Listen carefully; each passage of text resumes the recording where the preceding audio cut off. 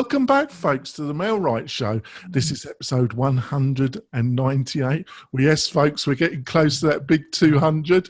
I've got my great co-host, Robert Newman, with me, and we've got a great subject. We're going to be going how 30 things you should do when you are starting out as a real estate agent. We found an interesting article on one of the better blogs, and we're going to have a little bit of maybe a little bit critical of some of the points that they're suggesting, but we just have to see how the conversation goes.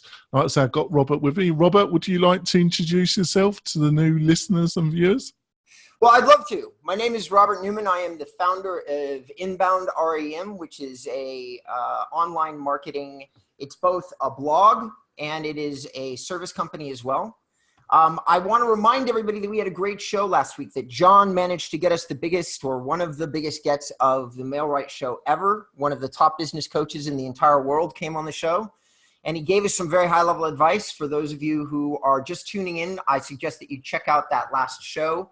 It was pretty amazing. Today we're going to cover we're going to be focusing on things that you should do as a new agent, but I am going to briefly be touching on what you should look for when you're trying to select a broker. For those of you who are out there who are brokers already, I strongly suggest that you tune in to that part of the show so that you can hear the advice that I'm giving the agents that you're trying to recruit.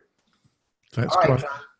And we got this article from Building Better Agents, your first month as a real estate agent. So we'll have the links in the show notes, folks. Go to the mail-right.com and go to podcasts, and there will be the show notes with all the links to everything we're going to discuss during this show. So we've got you start off with, so we've got this 30 things to do your first month as a real estate agent. You go through the first couple and give us some feedback, and I'll give some as well, Robert. Sure. All right, guys. Listen, before we get started, though, I first want to thank our audience for the listenership. Our audience has been increasing a lot. John and I have been having meetings about how fast our audience is growing, and we're really super stoked. But I'm going to ask a favor. Listen, there's a lot of you that aren't new, that have been listening to our show for a while. And the tendency among real estate agents and professionals is, if you find somebody that's giving you really good advice, you keep it to yourself because you don't want to compete against other agents. And I get that. But I'm going to ask everybody to think outside themselves for a moment and do John and I a solid too. We do this show out of passion. I've never once obtained a client from the 8 months that I've been doing this show. This is really about you guys and giving you the best advice. And since we're doing this, John has picked up some clients from the show, which is great. And you should check out the MailRight system because it's getting better and better, and it's truly an awesome piece of software. But on top of that, for me, the mission is a little bit different. I use this show to educate you guys. So please do us a favor. Do me a favor. Go out and give this show to new agents, people who are just starting, anybody that's ever asked you for a piece of advice. Instead of trying to respond, send them to the show. We've got 200 shows for you to listen to. We've literally already covered every single topic there is to cover. We just keep recovering it so that we know that it sinks in, and we kind of do this huge rotation of topics that all relate to real estate marketing. So having said that, thank you for your patronage. Thank you for sharing the show. We really appreciate it. Let's get started. We're going to go to a site that's called buildingbetteragents.com, and we're going back to an old post of theirs. I'm going to share my screen briefly so that you can see the post. So for those of you who are on YouTube, you'll be able to see it. And for those of you who are listening, you're just going to hear me read through the points. And just give me guys a second here, guys, because I don't know why, but I'm all of a sudden having a hard time figuring out how to. Oh, there we go. Here we go. So we're going to see John's beautiful face on my screen. And then here we go. There's the show. Okay. So guys, this article, the reason that I'm sharing it and we're reviewing it, John and I, is because this is the #1 article on when you say, I'm a new agent, I'm looking for advice, or I'm starting as a new real estate agent. This is the #1 Google hit, an article that was written in 2015. And John and I have some commentary on it. So what we're going to do is we're going to start with the first section. which is get organized. Okay, so this again, just to repeat so nobody's confused, this particular part of the show is aimed at what do you do when you're a brand new agent or you're in your first year and you're trying to get your real estate business started. I hope everybody's clear. All right, so their advice, Building Better Agents, is the first section is, and the article is entitled 30 Things to Do. So the first 5 things that they're telling you to do is order business cards, purchase your e-key to access and show homes, get a professional headshot, write a quick bio, gather names, addresses, and emails of everyone you know. All right? So before I say anything, having read those 5 things, I'm going to ask John to play devil's advocate and say, give me your thoughts on these first 5, and then I'll go after you. I've got no problem with these first 5. I think don't go bonkers on the business cards, but you probably do need business cards. Purchase your e-key. Well, that's dependent on the brokerage and other factors, but it's not ridiculous. Get professional headshot. I actually do agree with that. Get some decent photography of yourself. But on the other hand, that can, you've got to shop around and get the best deal you can. Probably your broker has a real estate as a photographer that they utilize quite a lot. Approach that, you'll probably get the best deal from that. Write a quick bio. Yeah, you're going to probably use that on different things, but so having a decent bio, don't have it about just, but keep it reasonably short. Doesn't need to be War and Peace.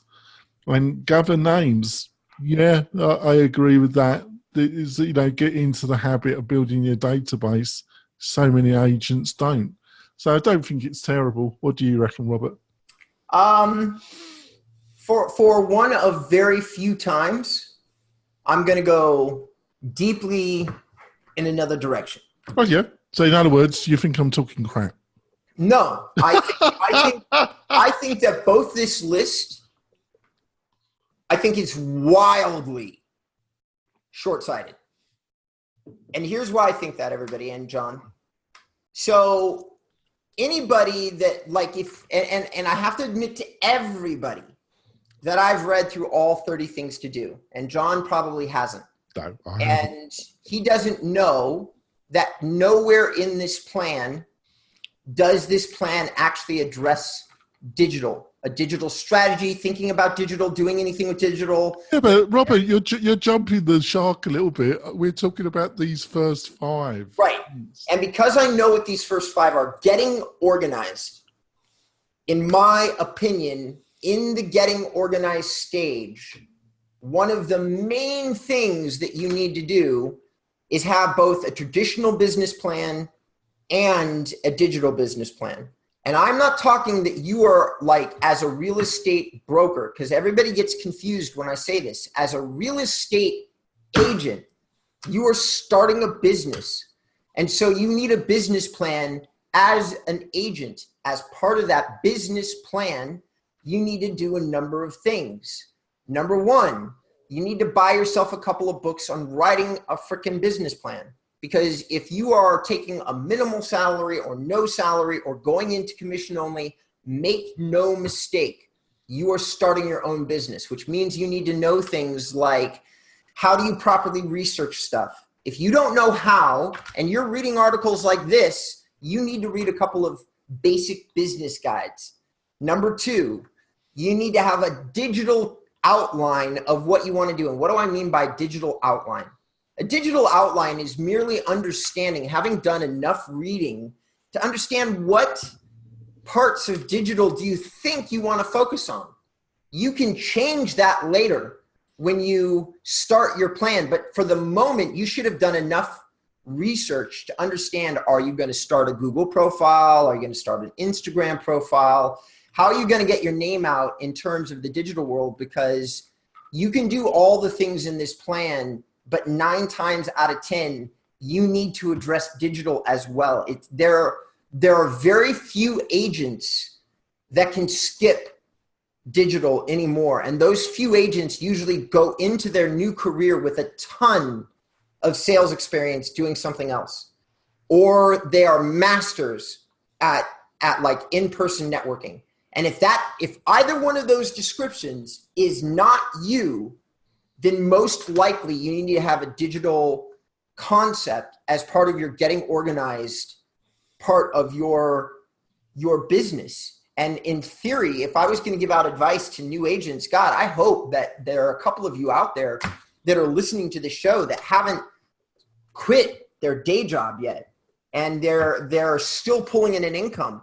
Because if it was me, I would be 4 hours a night learning everything that I needed to learn, because there's so much that blogs like this don't tell you about starting your new business. So much your broker won't cover for you 9 times out of 10.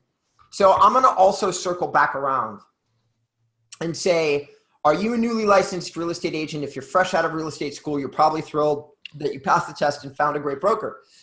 And then they link to another article about 20 questions to ask when choosing a real estate broker, which I have not read, and John hasn't even seen the article. So neither one of us is really truly prepped on this, but it covers like business cards, signage, lockbox.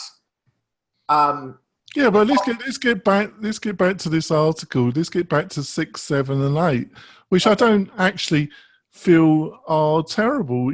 Fundamentally, create a short letter,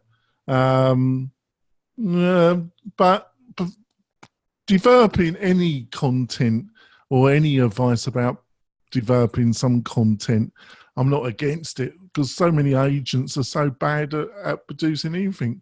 And then create a MailChimp or e-newsletter account.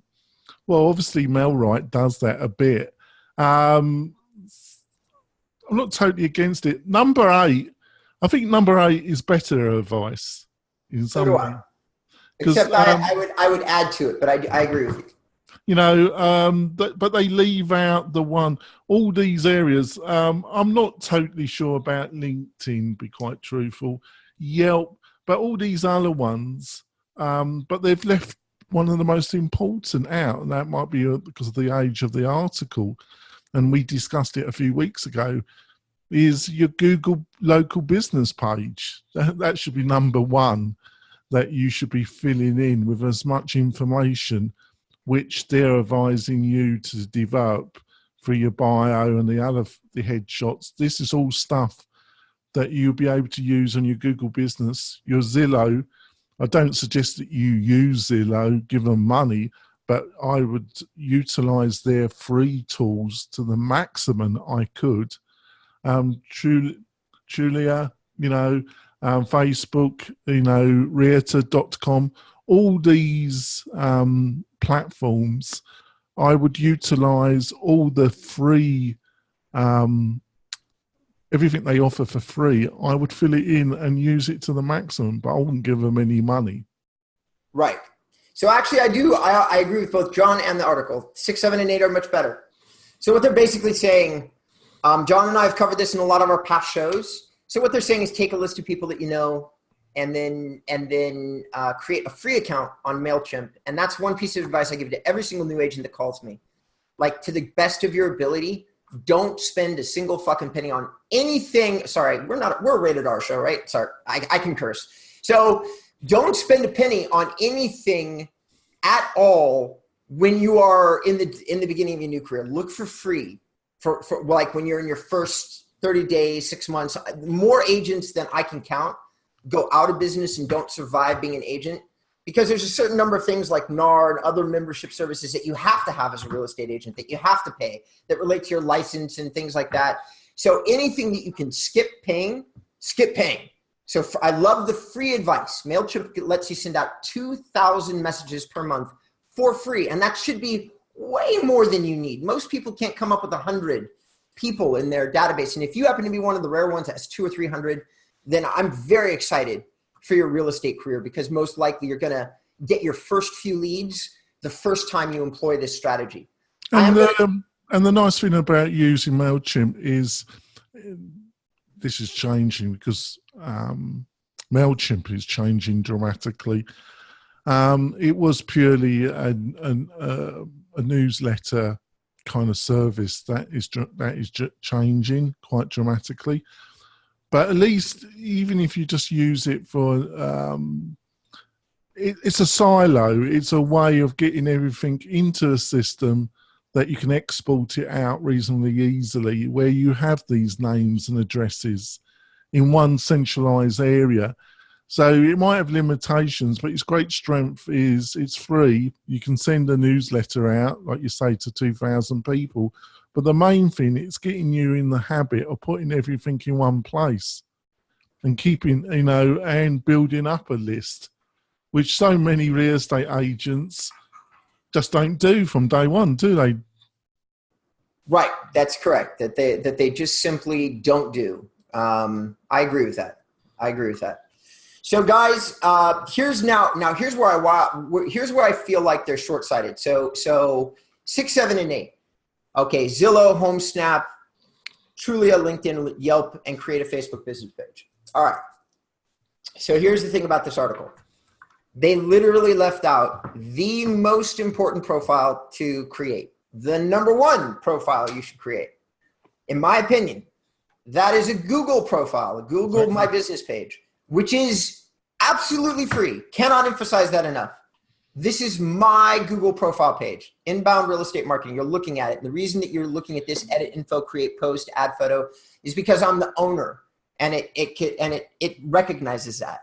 At this point, I'm actually shocked to say this, but I am pulling in business off my hyperlocal lead generation at this point. It took a couple years to get to that point, but now this profile by itself, no other mechanism, generates me business. So I know for a fact that this particular tool worked correctly by itself will actually generate you business. I now have what I like to call case study or definitive proof, and that took a while. I'm not going to lie about that. But in terms of could you use this by itself as a website type destination? Yes, you could. You could skip a website, use this profile, collect authority from Google of a type. It's hyperlocal authority, but guess what is the most important kind of authority for a real estate agent? Hyperlocal. You don't need a website to start coming up in local search as a real estate agent. So to leave that out, like the number 1 people that are searching for a realtor, and then not like point out the tool that gets you in front of that search, it's wildly short-sighted. And by the way, this information was accurate 2 years ago or 4 years ago when they wrote the article. So I do think that it's a wildly short-sighted article. And so I'm going to add that to it. I don't disagree. I mean, but I would say that I do actually think that LinkedIn is good. I think that LinkedIn is a good support tool in order to, if you're still in the part where you're searching for a broker and you happen to be a little ahead of your real estate, like you haven't decided on who to hang your license with yet, but you are like, LinkedIn becomes a real good advertising tool as a real estate agent. And I'm a big believer in a old Michael Jordan saying. Somebody once asked Jordan what made him the greatest jump shot artist ever in the history of the game. And they're like, you must practice your jump shot all the time. And Michael Jordan said something that's become wildly famous. And he goes, nope. And everybody goes, what? He goes, I practice that in my mind. You know what? I get up every day and I practice, and everybody's like, what? My dribble. So this is practicing your dribble as a marketing and salesperson, is creating a marketing tool that may not be a super huge priority, but if you're still looking for brokers, or you're going to be looking for brokers in the future, it is a great support tool for both real estate prospects and for real estate brokers. In other words, you can advertise yourself on a good LinkedIn profile. You could say, if you fill it out properly, you can use it, because it's more Facebook. A Facebook page does not give the right format for information on you, whereas LinkedIn does. So Facebook marketing page and a LinkedIn page are actually 2 different things, which is why I suggest you do focus on LinkedIn. And in terms of Trulia and Zillow, guys, Zillow or Trulia, deprioritize it. Zillow, if you're going to create a profile, use it on Zillow and start to build up your reviews everywhere that you I would say Zillow and Realtor. I personally, we're going to slightly disagree there. I think if you've got the time, yeah, do the linking. I think getting a good Facebook business page up and getting that up is more of a priority than LinkedIn, but that's just a slight difference. We're going to go for our break, folks, and we're going to delve into this list a bit more and give you some more insights. We'll be back in a few moments, folks. We're coming back. We're talking about a rather odd list, but we're getting through it. So I think we've said everything there now. Yeah. Understand your market. Go and show yourself a few homes. Pick a neighborhood every day. Run real estate market reports using MLS. Offer free home valuation reports to your friends. Don't totally disagree with this, apart from 12 probably. Probably doing a research about your area, which is going to be, you know, where you're going to specialize in is rather important. What was your feelings about this? Understand your market. Okay, so I love this part. This is great suggestions. It needs to be updated a little bit, but like go and show yourself a few homes. I do believe strongly in bleed and practice, die and war. It's like, listen, if it was me, I'd probably commit to a full 30 days. I'd be making all my cold calls and setting, as a lifetime professional salesperson. What I would be doing is I'd be calling everybody in my database, but making sure that I was trying to set appointments for a month out. And I would be doing stuff like this. Go and show yourself a few homes. I would show myself everything that seemed promising inside my defined niche. So guys, I would select a demographic.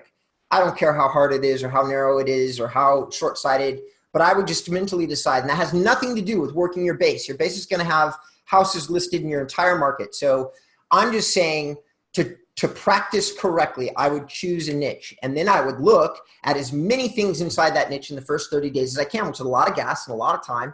But I would want to know every single home in my marketplace. I really would. I'd try to walk it. Every single listing. Right now, the market has been in a great market. So here in California, there's not actually that much listings in each city. It's not like you're talking maybe 27 in Van Nuys right now. So I would try to see 20 of the 27 and leave maybe a small handful alone. So I would do this. And I also think it's linked to what you said when we're looking at section 1 is, you know, having a business plan. Having that business plan is important, folks, because you should be deciding in that business plan, and we've been hammering away at this through the past 8 months, is find a niche. You know, find something, you know, it can be either geo-based, area in a city, in a region. It can be a certain type of property, a certain age group. It doesn't really matter. What matters is that you think it's appropriate and you think it's of a size that could provide the kind of income that you're looking for.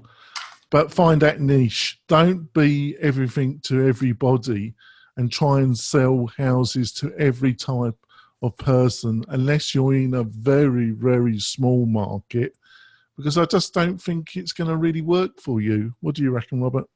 I don't disagree with anything that you just said. I'm going to capitalize on pick a neighborhood every day. Yeah. Drive by every home is for sale in the MLS. So I just said something different, but you know what? Honestly, if you, in your first few days, you should be looking in other neighborhoods and just in like a different kind of concept for everybody to understand the market. I'm going to pull a fact out of my real life and share it with you guys because I think that people don't realize this. So I know a personal friend of mine I've known for 20 or 30 years, and he's worked his way up to have a career that is literally probably in the top 0.01% of careers in the US. Like he was working for Comcast. He's one of the top content creators in the digital world. You know, his last salary is $400,000 or $500,000 a year. He's incredibly successful. And he went and he started a business and he built the business up and took on some partners. And he's having this reevaluation of his life because he's not sure that he took the right path. So what is this super successful guy doing? He's going out and meeting with a whole bunch of different people out of his Rolodex because he doesn't know what he wants to do next. And one of the things about picking a neighborhood every day that plays into defining a niche. So a lot of you are going to be confused about picking a niche. So when you're confused about what to do, what is it that, how do you fix that? You literally put your boots on the ground and you go look around. It will come to you if you take the action. So yeah, if you don't know your niche, drive all the neighborhoods, figure it out, walk every single neighborhood if you can. That would be my advice. Until something speaks to you, talk to people in the neighborhood, decide through action what you want your niche to be. And just like my friend is doing, who's got a lot of success behind him. And I personally look for people in my life who have done a lot more than I've done in terms of success to mentor me. And I suggest that if you have anybody like that in your life, call them up, call in a favor. And who knows, maybe they need to buy or sell a home. Yeah. Run real estate market reports using the MLS. I love this.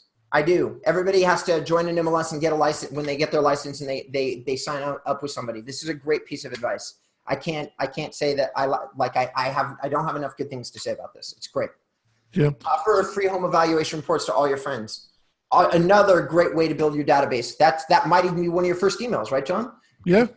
You could send a message to all your friends, because here's what works inside marketing. You want a call to action when you send a communication to everybody. So you could say, like, to your 100 or 75 friends, listen, I just got my real estate license. I know that maybe a lot of you aren't in the process of buying or selling a home currently, and that's great. But listen, can you do me a personal favor? Will you allow me to get my toolkit honed and run a free home evaluation report or do a market report on the general area that you live in? And just send me the detail, like send me your address. And that will get you used to dealing with a practice real estate situation. Okay, so John, we're closing it. Shit, I'm so long-winded. We're closing in on the 30 minutes. We're only halfway. Yeah, well, we'll do some bonus if you're up to it. Yeah. But let's go. We've got another 5 minutes. So let's just do the next section. Connect with other agents. No, it starts with open houses, and that's another theme I've been thumping away for the past year and a half. I just feel open houses are fantastic. So many established agents hate open houses, totally think they're a total waste of time. But you, as the new agent, open houses are one of the greatest ways of presenting yourself into an area that you want to build your credibility in, finding that niche. If you found that niche, then it's a great way of building your credibility if it's geo-based. Or if it isn't, just showing yourself to the target audience. Open houses, but also open houses can, even for the new agent, can be a total waste of time. So I've just contradicted myself, but there is some logic. Basically, if you don't have a process, if you haven't worked out a methodology about how you're going to squeeze every little bit of value out of these open house presentations that you're going to be doing for other agents, they will turn into a total waste of time. But if you've worked out a process which you repeat in every open house that you do, they're just a great methodology for getting new possible clients, buyers or sellers. What do you reckon, Robert? I couldn't agree more with what you said. I'm gonna get a little granular on it. So guys, if this is brilliant, because established agents won't do open houses. So not now any more than previous. So oftentimes a broker that is holding on to, let's just call it 100 listings for a small local brokerage, right? And a few thousand for a larger brand name brokerage. They very well might want to just be able to tell their clients, like, to show some action, even though they may not have anybody willing to do these open houses. So yeah, it's a great strategy to say, I'm willing to do these open houses to the broker of record and see if you can get some going. But here I'm going to take it a step farther. The only reason that people might let you do an open house is, since nobody else wants to do it, it's because they probably don't think that particular house is going to get a lot of street traffic. So you're going to run around, you're going to set up your signs, And if the broker themselves hasn't done a lot of advertising on your behalf, which a lot of times brokers don't do anymore, then you're going to be sitting in a house mostly by yourself with a couple of curious neighbors wandering through the house. So a lot of people are going to say, well, that's a waste of time. Okay. I'm going to say this. You should get used to having an action plan for an open house. And some of these action plans are going to be get on Nextdoor, which it was not around really prevalent when this article was written. So I don't blame them for not having it. But Nextdoor is now a really popular social site that deals at the neighborhood level with homeowners talking about the neighborhood in general. So saying that there is an open house on Nextdoor about 3 weeks before you host the open house is a really good strategy. Number two, you should run around to local grocery stores who still allow, some grocery stores still allow you to pin things on the grocery store. You should put little things on light posts. You should spend maybe $10 in copying charges and post things manually in high traffic areas that say that there's going to be an open house. Don't expect your broker to do it yourself. Number three, have a sign-up sheet when people walk in. Make sure that you ask them politely as they walk through the door to sign the sign-up sheet, because that right there is your new database, guys. So get a name and an email address as they walk through the door and collect more information if you can, but you shouldn't be pushy. So say, hi, my name is so-and-so. Please enjoy the tour of the house. Yeah, I'm just going to slightly interrupt there. What I've found is, obviously I'm going to plug MailRight because we have a built-in system that you can utilize for open houses. Its main purpose is to get testimonials, but you can use it in an open house situation with a cheap tablet. But the main thing, if you don't want to do that, is use a list. But you've got to offer them, say that you're going to be doing a draw the next day, and everybody that fills in the details, you'll be choosing somebody, and somebody is going to be getting a $20, $30 Starbucks card, and you'll be emailing them, and you'll be putting the winner up on your Facebook page. It's just a little bit of an encouragement to get people to fill in whatever system that you'll utilize. We're going to end it now, Robert, but we're going to continue a little bit for another 10 minutes, which you'll be able to see on the MailRight YouTube channel. So if you want to listen to a bit more of this discussion, hopefully we get reasonably to the end of the list, or we might continue it next week.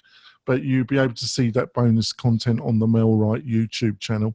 So, Robert, what's the best way for people to learn more about you, your company, and what you're up to? Guys, if you really want to learn something about me, go to my website, and you could learn something about me on the About page or the Real Estate SEO consultation page. That talks about me. And if you want to learn something great for yourselves, if any of you are thinking about a real estate website, check out my article, which is in the middle of my refresh, about the 10 best companies selling websites right now, real estate websites. Well, that would be MailRight, wouldn't it? Sorry, I couldn't help myself. And if you want to learn more about MailRight, go to the mail-right.com site. If you want to see a free demo of the whole system, you can book a day and time that works for you on the site, and it will be me giving you the demo, and I'll show you all the functionality that's built into the MailRight system.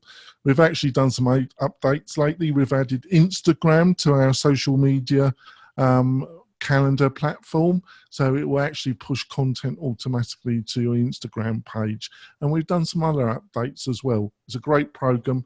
I'm really impressed with our own work. Go to the MailRight website. We'll see you next week, folks, for another interview, or we'll be finishing off this particular list. We'll see you next week, folks. Bye.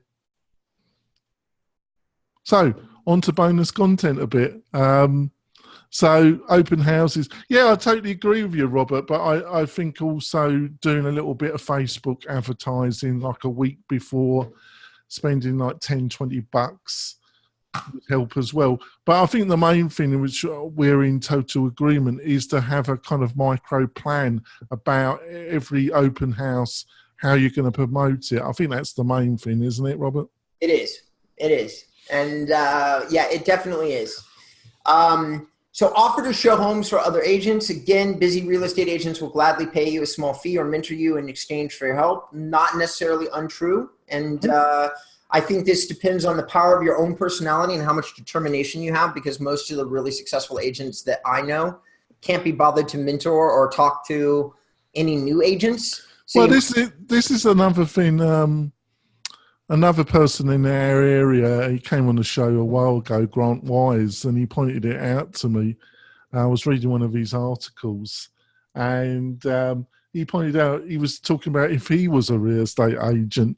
He said he was in a new area or trying to get established. He would have no qualms about pushing other people's houses, other agents' houses.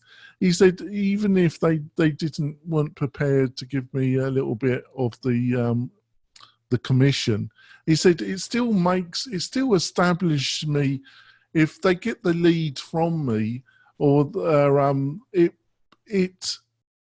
trying to find the right word here.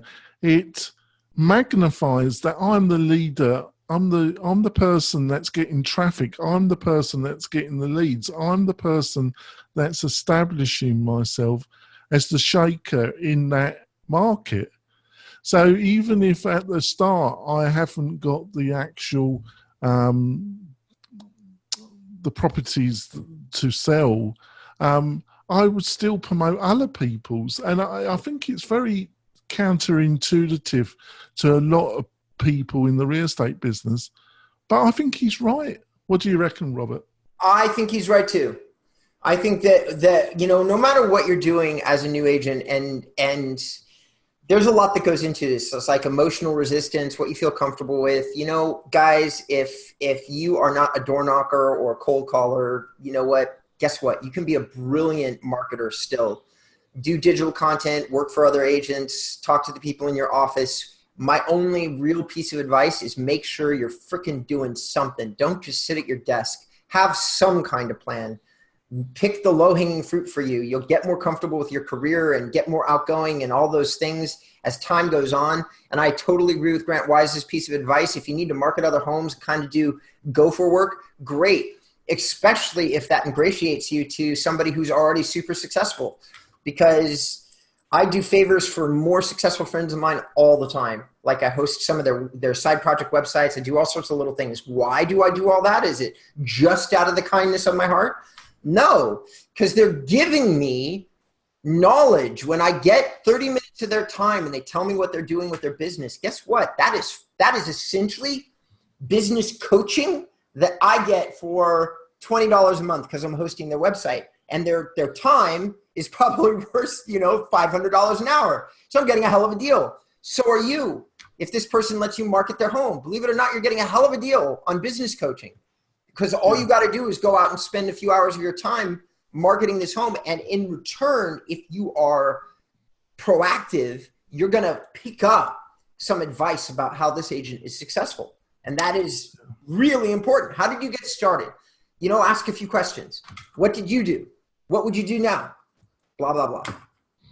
Yeah, shadow other real estate agents on a listing appointment or buyer consultation. Look, I think, but this is another thing that's amazed me. I've been amazed about the number of established agents that don't have some arrangement with junior agents to be buyer agents for them, but treat them fair and do mentorship, help those younger agents, and by helping them, they become quality buyer agents for you, and you build up a small team. I'm aghast, because if I was in the industry, that's what I would be doing, looking for some junior agents, helping them, and for them to become a good supply as buyer agents in a kind of unofficial small network that I would build. What do you think of that, Robert? I totally agree. I mean, guys, everything that you do in life is just about, when you're starting anything, you only have one thing: drive and determination. And then as you work at it for longer and longer, like John and I have been working at our businesses, you slowly but surely build up the ability to have more resources and more things. But it takes a lot of time and a lot of energy, and it happens one person at a time. Like my client base, one person at a time. John's client base, one person at a time. And then as we get a larger client base, we move on to that next small thing. But each time that we do, our circle of influence grows. And that's the same thing about shadowing an agent. What John just said about building a sphere of influence is what I would call it. And I absolutely think that's a powerful thing. You never know when that's going to come back and help you. A sphere of influence goes both ways. Your sphere of influence as a new agent is impressing people with your drive and determination. And so what I meant was, if you're the new agent, is in your brokerage, and you should have spent some time finding a brokerage that fits your vibe, what you are. You should learn, with your research, you should look at the different brokerages in your area and go to them, speak to the principal, find out in your psyche which one vibe works with your vibe.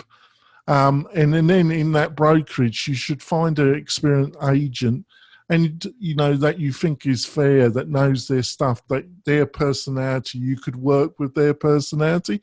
There's some people that are really very established, but they're just douchebags. So you're not going to be able to work with them long. And normally nobody does work that very long with them. They're always dumping people, either office staff or whatever it is, because they might be successful, but they're a bit of a douchebag.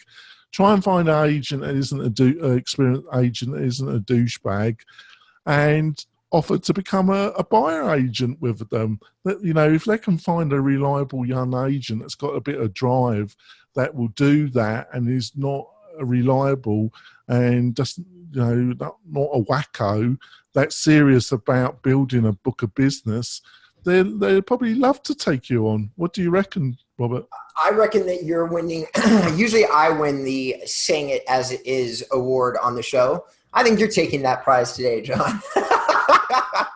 So I agree with that. Guys, real estate is a tough racket.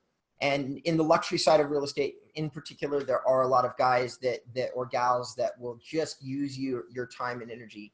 If you think there's an exchange in terms of what you can learn from them, and they may be total douchebags, to use John's language, it still might be worth your time to work with them for a little while. Just understand that your stay is going to be brief. You're going to learn what you can from them, and you're going to move on. I don't know about the rest of the world, but I know that I've worked with about 50% of the luxury market, the top luxury agents here in LA. And I can tell you for sure that most of them are still working off more of a black book operation. And so they are just master networkers, and they're out all the time at night at, Dolce and Gabbana.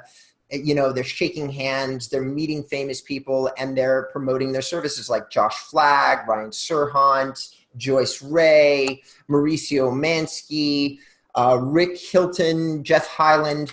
Most of these guys all do that. Some of them have established big enough reputations that they get these people coming to them at this point in their career. But a lot of it is stuff that is a little irreplicatable. But if you want to learn, let's say, how to network or what networking events to go to, and you're in luxury, then you might want to work with one of these people regardless of the douchebag factor, so that you can see. I think the douchebag factor applies to the middle, higher, and even the lower. It just depends on which sector you really aspirate to. You're going to find more reasonable. There's different ways to skin the cat in the real estate industry. There's people that treat people the way they want to be treated, and then there's douchebags, and then there's people that don't do much, and they're happy just to sell like 4 or 5 houses a year as a hobby, and the brokers love them because they make more. They get a bigger percentage from those that only sell 5 or 6 houses a year, so they're quite happy to have that crowd. But as a learning agent, as a beginner agent that's got real ambition, you certainly don't want to be to link yourself with an agent that only wants to sell like 4 or 6 houses a year, because that's not what you want to do. So you got to have your eyes open, really, haven't you, Robert? You do indeed. All right, folks, and John, listen, this is exactly 15 through a list of 30 items. I'm going to suggest we close here. I've got it showing up in a handful, so actually I have to close here. So So I haven't looked at my calendar, folks. So we'll either continue this discussion next week or we'll have a guest. If we've got a guest, we'll finish this off the following week. But I think it's been a great discussion, and I think hopefully you, the listeners and viewers, have learned something from you. Yeah, please, guys, I can't emphasize this enough. We post this content on my Facebook page, John's Facebook page, and John's website. And I'm in the process of going through, I've got somebody rewriting all of my show notes and going through and re-engineering all year long of these podcasts on my website. So there's a lot of different places, but please, for the love of all the things that are holy, will you please leave us a comment if you like the show, if you hate the show, if there's something that we could be doing differently. We're really here to serve you, and we're not hearing a lot of feedback, and we would love some feedback. So I don't care where you leave it, John's stuff, my stuff. Just give us some heads up. Is it helpful? Even if it's just like, hey, you're doing a great job. We know we must be doing something because more and more of you are listening. But we'd like to hear from you. That's all I'm saying. Right, we'll see you next week, folks. Bye. Bye.